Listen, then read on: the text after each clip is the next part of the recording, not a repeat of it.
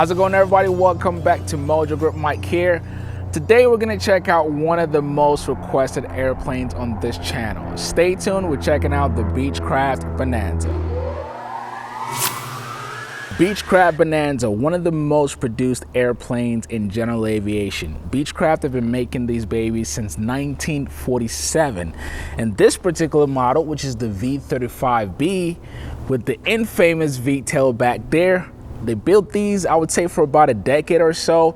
Now, Bonanzas are still being produced today, believe it or not, except you'll find them in different variations, certainly not with that V-tail, which is one of the things that makes this airplane unique. But let me take you around, give you a 360 view.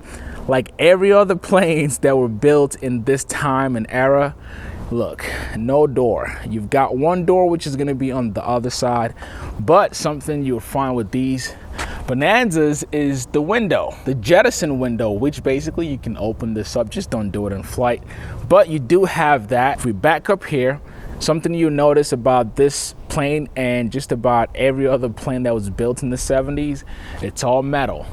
So let me get closer here. You see it's all metal. That's the material here. And here we are in the back. Let me back up a little bit. See, this is a V-tail, and this is a 1973 model, by the way, but you can see the V-tail now. Depending on who you ask or what pilot you talk to, you either hear good things or really bad things about the control surface of this airplane. But basically a V-tail, as you can see, this is not normal, because normally you would have a vertical stabilizer here where you have your rudder, but this is part of your rudder in this plane. So you've got basically your rudder and your elevator combined together, and they work together to control the airplane. So although this control surface looks different and technically works a bit differently, it's still controlling the same things you would have in any other conventional airplane. Again, just different design, but let's go around it. So when you use the pedal, actually, if you were inside right now and you push on the rudder pedal, you'd see these two go the opposite direction, right? And then when you use the elevator, the same surface goes up or down. If you were to use the elevator and the rudder together, you'd see one side either go up or downward. But it's a bit complicated to explain it, except you're here and I could show you in person. But let's go around the airplane. Something that's also unique to the Bonanza, or that I think is unique. So one thing here, they've got an air vent back here, which is pretty cool. So basically, as you're flying along, this will suck in air and produce some cool air into the cabin. And look at that giant antenna there. So that's for your VOR. Let me get up a little bit so you can see. So you've got this for your VOR, you've got your comms for your radio here. This is a giant, this is the biggest beacon light I've seen on any airplane. It is LED though, so you can imagine this baby is bright as hell. And then you've got this for your ELT. And also, if you come down below here, this is how you can manually activate that ELT. Now, I thought this is a little bit counterintuitive. So for those of you who are new or don't understand what an ELT is, it's basically an emergency locator. So if this airplane were to have some type of crash landing or crash, then the ELT will go off and send signal out to get help. That's what an ELT is there for. Now, normally you have this button, and if you check in my airplane or any other newer airplane, you would have that button on the inside. That way, if you were to have a crash landing and the ELT doesn't go off automatically, which is supposed to, then you can activate it yourself. But I imagine if somebody were to have a crash landing, they would have to basically come outside of the airplane to activate that, than if it doesn't do it on its own. So that's just one of the things that I thought about when I saw that. But moving along, so you've got this big door here. This is the only door that you can get in, say, for the pilot, co-pilot, but you've also got your baggage door here, which is also pretty wide. So to open this, you basically grab and then you turn it, and you've got this nice access to the cabin here. But as you can see in here, they've basically, so normally you would have a third row seat back here, but it's all out. So this airplane, this particular model, we can say is a 4-seater, although you can have the V35B as a 5-seater. But I mean, why use a 5-seat or the 5th seat if you can have all this room back here to put more cargo in? So this is another opening, maybe an entrance into the airplane. It's pretty wide if you want to load up things in the plane. And let me go ahead and close it back. But let's go around it first, and then I'll show you guys the interior. The wings, usually when I check out an airplane, I always look at the size of the wing in proportion to the actual airframe of the airplane. And I've seen long, short, and I think, I mean, let's back up a little bit. When you look at this, then it's got some girth to it, so it's a pretty thick wing compared to other planes that I've seen in the same category, but I would say it's pretty proportionate to the size of the airplane. But also cool about the Bonanza is you've got retractable landing gear. So that's one of the cool things that will add to your performance in this airplane. Now, your standard Bonanza, when you think of the V models, look, you see it says V35B back there.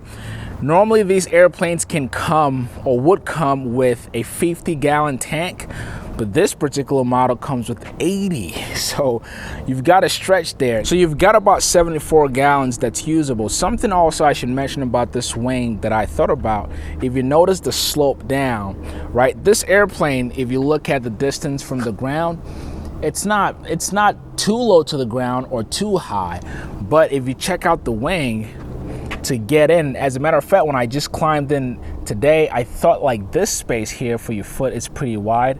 So I didn't think about that before, at least when I compared to my airplane or the Piper Lance that I checked out recently, which is pretty much in the same class with this airplane in terms of capabilities and performance. So I thought this airplane has a pretty slopey wing, which it makes it more practical for you to be able to get in easily and get out. And again, you've got this wide door opening here. But let's talk also about what's up here. So when we come up here, the power plant in the Bonanza is a Continental IO 520. So you've got 280 horsepower. You see it right there? 280 horsepower in this airplane, and that boosts you to all the performance that you get. Let's get closer. It says Continental. The reason I had this cowling opened up, you see also, if you get closer, it says GAM ejectors.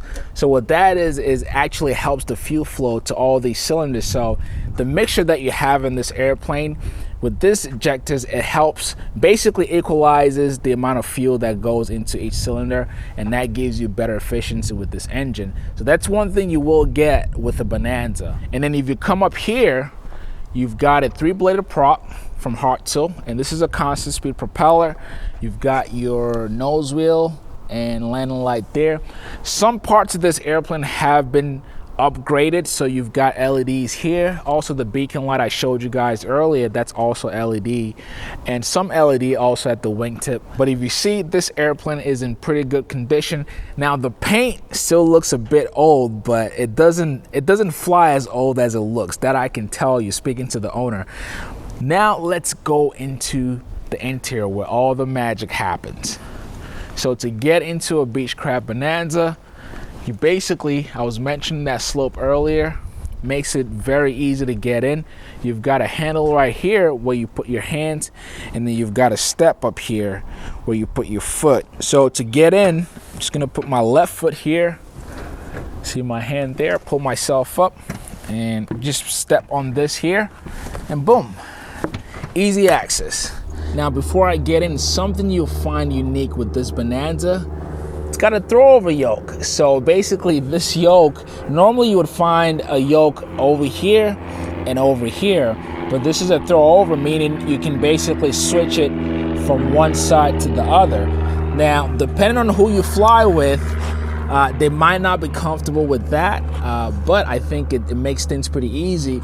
But also one of the benefits of having one of these is that you have more space in front for whoever is sitting on this seat. And speaking of seats, you can tell that this airplane is not looking like it's almost 50 years old. So the interior was upgraded very recently, I would say within the last 5 years, and it still looks pretty good. And as I was mentioning earlier, you can see also that it's 4 seats in here. Now, this Bonanza model can take 5 people, but one of the things that this model is also known for is CG aft, so you can really get aft of that CG if you load up people. Now it really depends on who you're carrying or how much load you're carrying back there, and that's one of the reasons why the owner of this airplane took out the fifth seat and basically turned this into a four-seater. But again, you can always carry load, but be careful because again, you can throw that CG backwards. Another unique feature to this airplane are those rudder pedals down there. Now with this model, the brakes are only on the pilot side, or on the left seat, because pilot can be on left or right.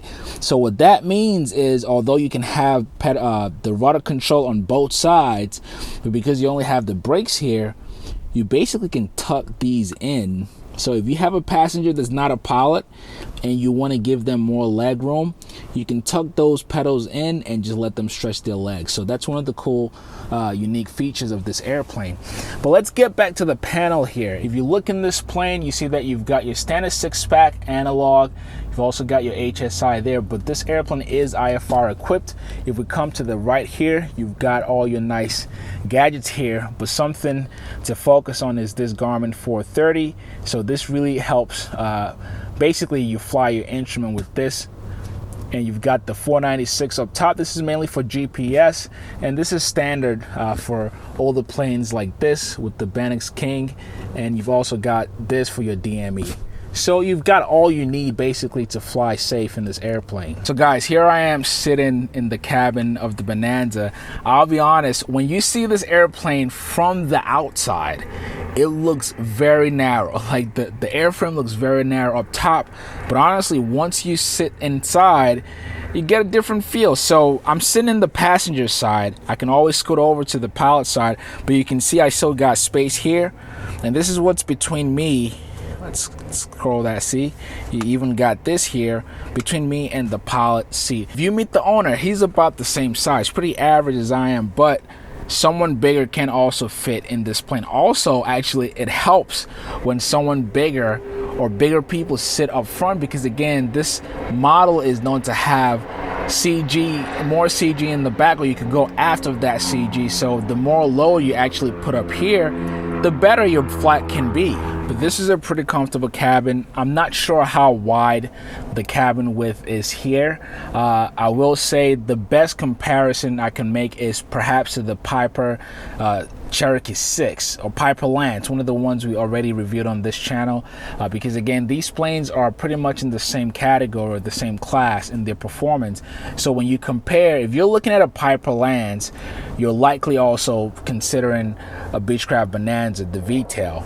And so if you compare the cabin space and width, you probably want to compare it to that. Nothing I like to talk about is my height, the height of my head or my eyes to this right here, and I can tell you I can see pretty much all of this. Sometimes actually in the Piper Lance I checked out recently, this was me. This is my view in that airplane, but in this airplane, this is me sitting up. I can see pretty much in front of me, which I like better. It's just personal preference. Now, one thing you will find in the Piper Lance, at least the one we reviewed recently, that you wouldn't see in this plane is the USB jack. Now, that Piper Lance did have more upgraded avionics, but you can get USB charging ports by using a car charger in this airplane.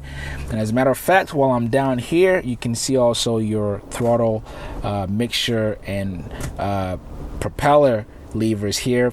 Again, pretty standard. It's not one that you pull and push this way, you pull and push this way to have more room. I'm looking for the fuel selector. I think I see it there. So another thing is your fuel selector is on the left side. This airplane was pretty much built for the pilots sitting on this side. I don't think they anticipated more pilots flying on the right seat. So a lot of the controls in the V-tail Bonanza is all on this side. And then as you come to the right, you've got your gear lever here, and these are the lights to indicate when they're up or down. And then obviously you've also got your circuit breakers here. And you can tell how old this airplane is, and it's really well kept for an airplane that's literally almost 50 years old. It looks good, but every time I see this wood panel, I can tell this is either from the 70s or the 80s. But everything looks good in here. And as I mentioned with the back seat, now one thing I personally look at in the back seat is your leg room. So right now, if you look at this back seat, it might look tight, but guess what? I opened that back door for you. Just as these seats you're able to scroll up and down. You can also pull this. Not sure if you guys can see it. You see this right here. You can push that up and scroll your seat back and forth if you need to.